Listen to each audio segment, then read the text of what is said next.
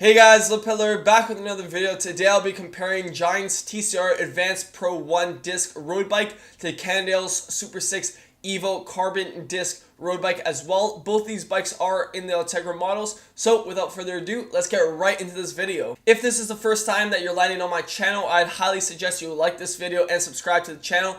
It's the only way I'm going to get these bikes in hand for me to do a thorough test ride and comparison on, and I see a big lack of that on YouTube, so I'm trying to fill the void. So if you could do that, it'd be greatly appreciated. For everyone that's already been subscribed and liking the videos, I just want to give you guys a big thank you. The overall growth of my channel as of recently is all thanks because of you guys, so I really do appreciate it. It really motivates me to make these videos and help you guys out if you guys are trying to decide between bikes. This video idea was actually given to me by a subscriber named Goat, so thank you for the idea. If you guys do want to follow me on Strava, links in the description below. It serves as a way to keep up with my training or my rides or just some inspiration for cycling in general, so feel free to do that. And now let's get right into this comparison. So we are currently on the Giant website taking a look at the TCR Advanced Pro 1 disc 2021 model retailing for $4,300 USD. Now I've already made a video on my channel explaining why I find this one of the best value race bikes of 2021 just because of the complete parts that you get on this bike. And I'm here to explain yet again, if you guys haven't watched that video and you're comparing this bike to the SuperSix Evo, I'm here to explain what key characteristics you get on each bike and then give you guys my overall thoughts on which bike I would personally go for. Looking at the TCR, you can see it's a full carbon fiber frame and fork, and it is equipped with an Ultegra hydraulic group set 11 speed. Also, it has two 42mm carbon fiber rims, which are the Giant SLR ones in a 42mm depth.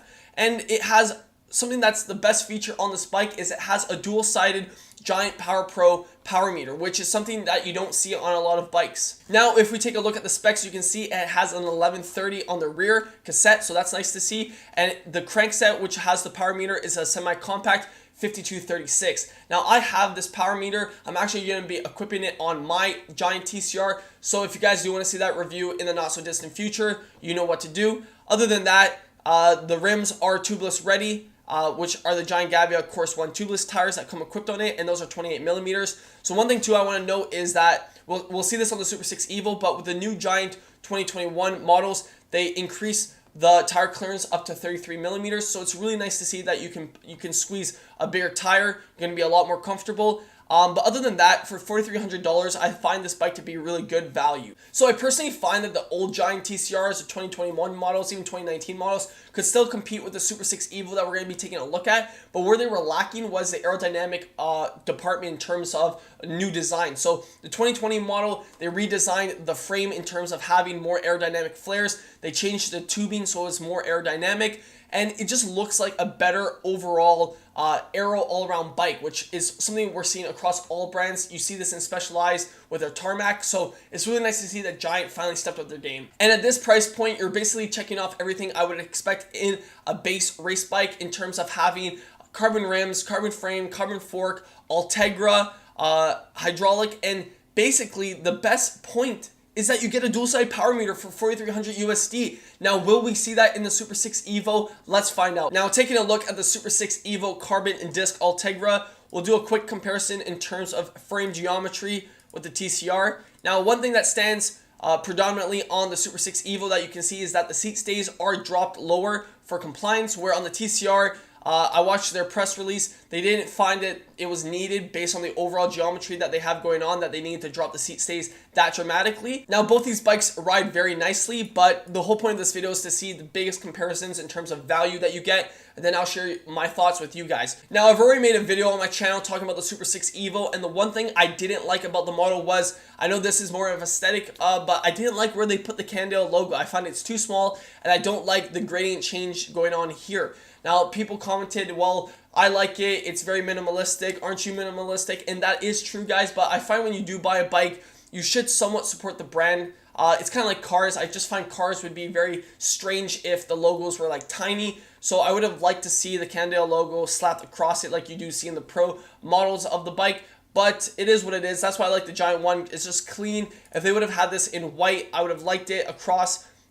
They do it for the EF Education First Pro team bikes. It would have been nice to see here, but it is what it is. Now, looking at the bike, without going to the specs, I can already tell that it's a full carbon fiber frame, fork, Ultegra hydraulic. Now, Cannondale has their own bottom bracket situation going on, so they slap it on with their own crank. So in terms of the crank, I was right. It was the Cannondale 1 BB30 5236, so it's a semi-compact Shimano Ultegra full hydraulic 11-speed group set. Carbon fiber rims as well, guys, right here, the hologram SI carbon. Now these are, I think, 32 millimeter depth. So I do like on the TCR that you get 42 millimeters. I find 42 millimeters to be the sweet spot. I find that when we have right here 35 millimeters, depth, I just find that a little bit too shallow. It depends if you're doing a lot of climbing or just like moderate to rolling hills, but I find that a 42 millimeter is perfect, especially for North America or the terrain that I ride. Obviously North America can have hills and whatnot, but where I ride, I do like a 42 millimeter. Now you get, these are tubeless ready rims as well, so that's nice to see.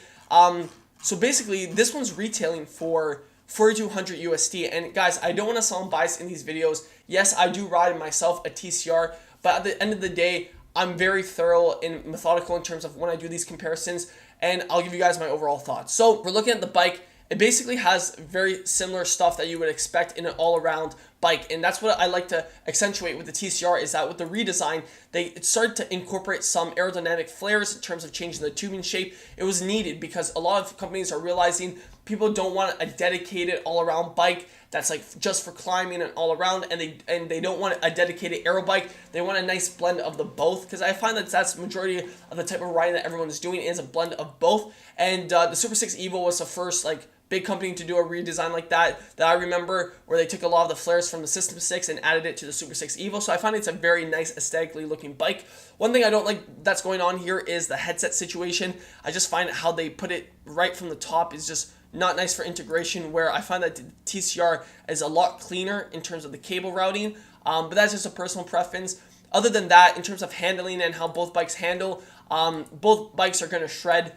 It's no doubt at that, especially at this price point, guys. When you get into like 4,000, usually between all bike companies, it's going to be pretty much very similar. Now, that's the whole reason I want to get this channel going in terms of the views and the subscribers, is because there's a demand to test these bikes thoroughly. Like I said, there's a lack of comparison on YouTube. So we're making these videos because that's the only way we're going to show that there's interest and demand for this type of content.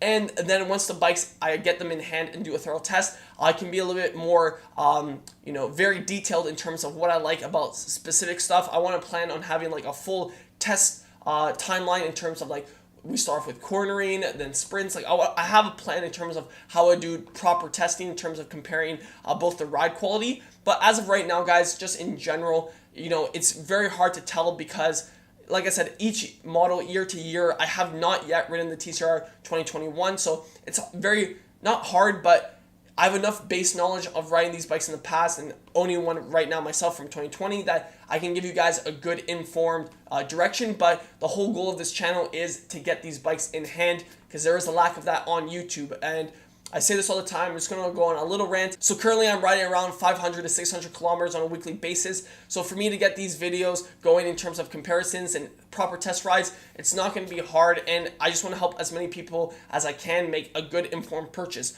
So back to the comparison though, we're pretty much looking at, in terms of specs, very similar bikes here. In terms of carbon rims, check. Carbon fiber frame and fork, check.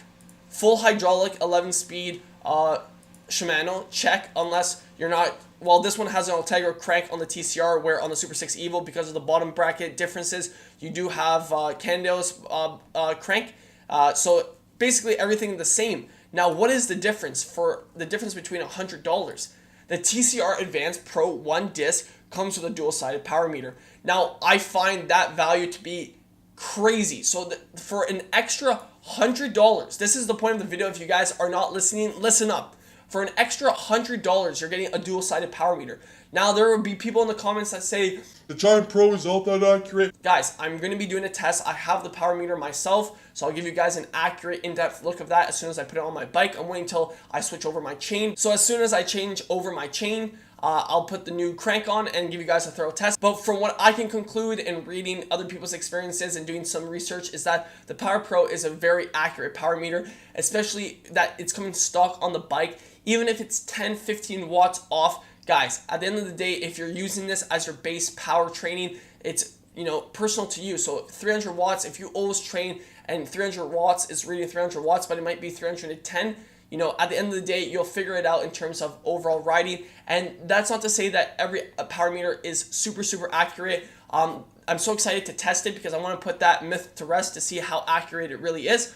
But just in general, guys, the fact that you're paying an extra $100 from the Cannondale SuperSix Evo for $200 and for $300, you're getting a dual-sided power meter is insane. Now, if we put a dual-sided power meter secondhand, like say you had to buy a brand new power meter, dual-sided power meter, Ultegra, and slap it onto the SuperSix Evo, you're looking at an additional $1,000, and that's the best case scenario. So this bike would retail for $5,200, and this one retails for $4,300. So when we compare the bikes like that, you're saving $900 with the TCR Advanced Pro 1 disc, and you would have to spend an additional $1,000 here, which would be $5,200 USD. And this one already retails for $4,300 USD. So you guys know me, without being biased, I would have to go with the TCR Advanced Pro 1 disc. The value is just there. You're basically getting everything I would expect on a race bike. And the selling point is the dual-sided power meter, which we don't have on the SuperSix Evo. Now, the only thing that I can't really comment on is the ride quality between both bikes. But like I said, from my experience riding other iterations, both of these bikes are beasts. They will ride fine.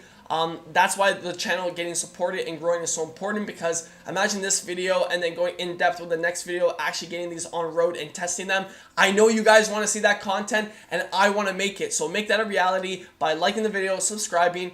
But yeah, I can't see why you would go with the SuperSix Evo without getting the dual-sided power meter. If it had maybe a single-sided power meter, I could maybe understand if the ride quality is superior or it's just an overall better performing bike. But like I said, guys, as soon as you get into $4,000 territory, bikes are going to be very well engineered. And at that point, in my opinion, from my experience, from my riding, it's all about specs at that point. So best bang for your buck, the TCR Advanced Pro 1 disc 2021 for $300 USD. Comes with full carbon fiber frame, fork, Ultegra hydraulic 11-speed group set with 42mm rims. Like I said, not 35s, 42, which I find a lot better for overall, and the dual-sided semi-compact crankset power meter. So that's the way to go, I would suggest. So if you guys did enjoy the video, did enjoy this little comparison, please like the video, subscribe to the channel, follow me on Instagram and Strava if you guys do want to stay up to date with the type of riding that I do. If you guys have any suggestion like my subscriber Goat did, leave it in the comment section below. I actually do read the comments and it helps me make videos like this.